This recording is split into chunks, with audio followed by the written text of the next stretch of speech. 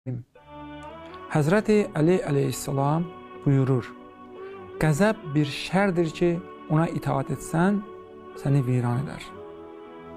Baxın, bugün aktual bir məsələ olan qəzəb, əsəb məsələsi insanları çox narahat edir.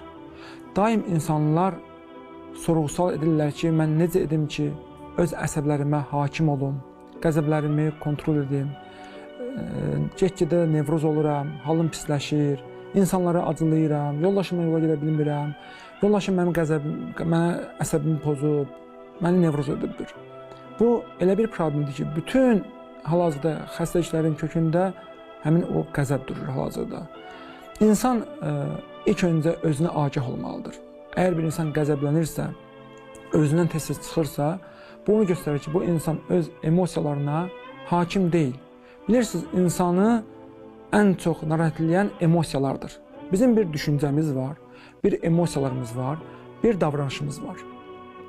İnsan qəzəblənən zaman bu qəzəb bir hissdir.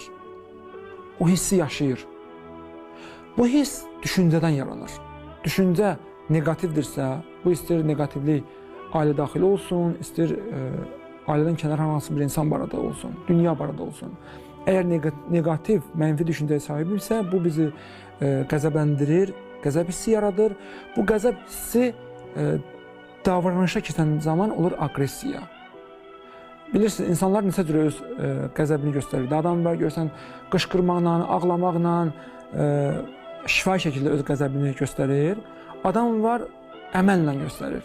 Qab vurur, sındırır, qapını çırpır, kimisə vurur, kimisə təhqir edir, söyür. Bu artıq davranışla, bu artıq aqressiyadır. Bu zaman qəzəbi göstərir.